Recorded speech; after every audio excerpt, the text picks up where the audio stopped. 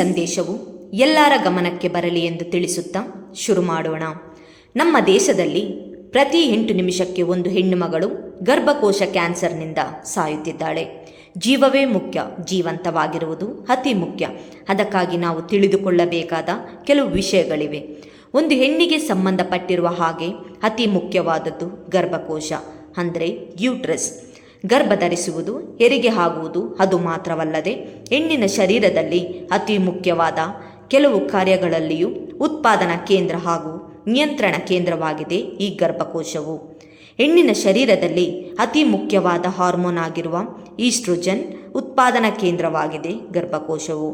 ಆದರೆ PCOS ಇಂತಹ ಹಲವಾರು ರೋಗಗಳಿಂದ ಹೆಣ್ಣಿನ ಯೌವನ ಮುಗಿಯೋದಕ್ಕಿಂತ ಮುಂಚೆಯೇ ಗರ್ಭಕೋಶವನ್ನು ತೆಗೆಯುವ ಪರಿಸ್ಥಿತಿ ಬಂದಿದೆ.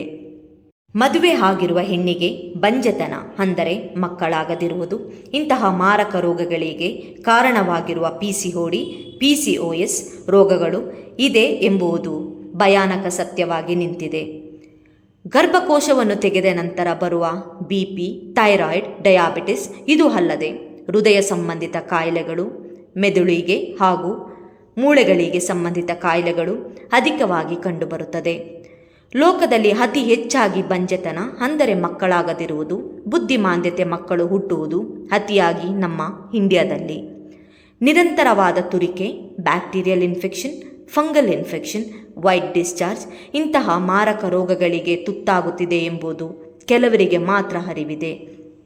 ಇಂತಹ ಭಯಾನಕ ರೋಗಗಳಿಗೆ ಕಾರಣ ಏನು ಮತ್ತು ಯಾರು? ಸಂಶೋಧನೆಯ ಪ್ರಕಾರ ತಿಳಿದು ಬಂದಿರುವುದು, ಮಕ್ಕಳು ಮತ್ತು ಸ್ತ್ರೀಯರು ಉಪಯೋಗಿಸುವ ಗುಣಮಟ್ಟವಿಲ್ಲದ, ಬೆಲೆ ಕಡಿಮೆ ಇರುವ ಸ್ಯಾನಿಟರಿ ಪ್ಯಾಡ್ಸ್. ಇಂಡಿಯಾದಲ್ಲಿ ದೊರಕುವ ಸ್ಯಾನಿಟರಿ ಪ್ಯಾಡ್ಗಳು ಬಹುಮುಖ್ಯವಾಗಿ ಬೆಲೆ ಕಡಿಮೆ ಹಾಗೂ ಪ್ಲಾಸ್ಟಿಕ್ನಿಂದ ಮಾಡಲಾಗಿದೆ. ಇದು ಅಲ್ಲದೆ ಪ್ಯಾಡ್ನಲ್ಲಿ ಇರುವ ಆರ್ಟಿಫಿಷಿಯಲ್ ಪರ್ಫ್ಯೂಮ್, ಪೆಲೆಟ್ಸ್, ಬ್ಲೀಚಸ್ಗಳು ಮಾರಕ ರೋಗಗಳಿಗೆ ಕಾರಣಗಳು. ಬೆಲೆ ಕಡಿಮೆ ಇರುವ ಪ್ಲಾಸ್ಟಿಕ್ ಪ್ಯಾಡ್ಗಳು ಋತುವಿನ ಅಂದರೆ ಪೀರಿಯಡ್ಸ್ನ ಸಮಯದಲ್ಲಿ ಪ್ಯಾಡ್ನ ಮೇಲೆ ಬಿಸಿ ರಕ್ತ ಬೀಳುವುದರಿಂದ ಪ್ಲಾಸ್ಟಿಕ್ ಗುಣಗಳು ಬದಲಾವಣೆ ಆಗುವುದು ಹಾಗೂ ಕ್ಯಾನ್ಸರ್ ಸಂಬಂಧಪಟ್ಟ ಹಾಗೆ ಮಾರಕ ರೋಗಗಳಿಗೆ ಕಾರಣವಾಗುವ ಡಯಾಕ್ಸಿನ್ ಅನ್ನುವ ವಿಷ ಬಿಡುಗಡೆಯಾಗುತ್ತದೆ.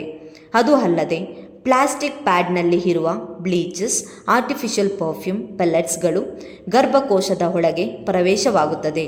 ನಂತರ ಕ್ಯಾನ್ಸರ್, ಬಂಜೆತನ, ನೀರಿನ ಗುಳ್ಳೆ, ಗಡ್ಡೆಗಳು ಅಂತಹ ಮಾರಕ ರೋಗಗಳಿಗೆ ಕಾರಣವಾಗುತ್ತದೆ. ಇದು ಅಲ್ಲದೆ ಹುಟ್ಟಲಿರುವ ಮಗುವಿಗೆ ಹೃದಯದ ಕಾಯಿಲೆ, ಬುದ್ಧಿಮಾಂದ್ಯ ಹಾಗೂ ಮೆದುಳಿಗೆ, ನರಗಳಿಗೆ ಸಂಬಂಧ ಕಾಯಿಲೆಗಳು ಸೃಷ್ಟಿಯಾಗುತ್ತದೆ. ಈ ಮಾರಕ ರೋಗಗಳು ಕಿಡ್ನಿ, ಲಿವರ್ ಮಾಡುವ ಕೆಲಸಕ್ಕೆ ತೊಂದರೆ ಉಂಟು ಮಾಡುತ್ತದೆ. ಇವಾಗ ಒಂದು ಮಾಹಿತಿಯನ್ನು ತಿಳಿಯೋಣ. ರಾಜ್ಯದಲ್ಲಿ ಸುಪ್ರಸಿದ್ಧವಾದ ಬ್ರ್ಯಾಂಡ್ಸ್ನ ಸ್ಯಾನಿಟರಿ ಪ್ಯಾಡ್ಗಳೇ ಉಪಯೋಗವೇ ಕ್ಯಾನ್ಸರಿಗೆ ಕಾರಣವಾಗಿದೆ. ಸ್ಯಾನಿಟರಿ ಪ್ಯಾಡ್ಗಳನ್ನು ಮೃದುತ್ವಕ್ಕಾಗಿ ಮತ್ತು ಸುವಾಸನೆಗಾಗಿ ಉಪಯೋಗಿಸುವ ರಾಸಾಯನಿಕ ವಸ್ತುಗಳೇ ಮಾರಕವಾಗಿದೆ.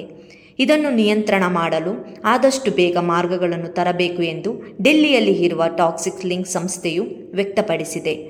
ರಾಜ್ಯದ 60% ಸ್ತ್ರೀಯರು ಮತ್ತು ಮಕ್ಕಳು ಈ ಸ್ಯಾನಿಟರಿ ಪ್ಯಾಡ್ಗಳನ್ನು ಉಪಯೋಗಿಸುತ್ತಾರೆ ಎಂದು ಲೆಕ್ಕವಿದೆ ಮತ್ತು ಇದು ಜೀವನದಲ್ಲಿ ದೊಡ್ಡ ಮಾರಕ ವಸ್ತುವಾಗಿದೆ ಎಂದು ಡೆಲ್ಲಿಯಲ್ಲಿ ಇರುವ ಟಾಕ್ಸಿಕ್ ಲಿಂಕ್ನವರು ನಡೆಸಿದ ಸಂಶೋಧನೆಯಲ್ಲಿ ತಿಳಿದು ಬಂದಿದೆ.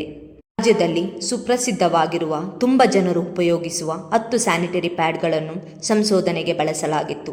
ಪ್ಯಾಡ್ಗಳಿಗೆ ಉಪಯೋಗಿಸುವ ಪೆಲೆಟ್ಸ್, VOC ಎನ್ನುವ ವಸ್ತುವು ಶರೀರವನ್ನು ಬಾಧಿಸುತ್ತದೆ ಎಂದು ವ್ಯಕ್ತಪಡಿಸಲಾಗಿದೆ. ಪೆಲೆಟ್ಸ್ಗಳನ್ನು ಉಪಯೋಗಿಸುವುದು ಪ್ಯಾಡ್ಗಳ ಮೃದುತ್ವ, ವಿಶ್ರಾಂತಿ ಪದರಗಳು ಅಂಟಿಕೊಳ್ಳುವಿಕೆಗಾಗಿ ಬಳಸುತ್ತಾರೆ. ಇದು ಗರ್ಭಕೋಶದ ಹೊರಗೆ ಅನಗತ್ಯ ಬೆಳವಣಿಗೆಯು, ನೋವು, ಗರ್ಭಧಾರಣೆಗೆ ಸಂಬಂಧಿಸಿದ ತೊಂದರೆಗಳು, ಅಧಿಕ ರಕ್ತದೊತ್ತಡ ಕಾರಣವಾಗುತ್ತದೆ. VOC ಹಾನಿಕರವಾಗಿದೆ. ಇದು ಚರ್ಮದ ಉರಿಯೂತ, ರಕ್ತಹೀನತೆ ಮತ್ತು ಮೂತ್ರಪಿಂಡದ ಹಾನಿ ಇತ್ಯಾದಿ ಎಂದು ಈ ಸಂಶೋಧನೆಯಲ್ಲಿ ಕಂಡುಬಂದಿದೆ. ಈ ಸ್ಯಾನಿಟರಿ ಪ್ಯಾಡ್ಗಳ ತಯಾರಿಕೆಗೆ ಸರ್ಕಾರದ ಅಧ್ಯಯನಗಳು ಬೇಕು ಎಂದು ತಿಳಿಸಲಾಗಿದೆ.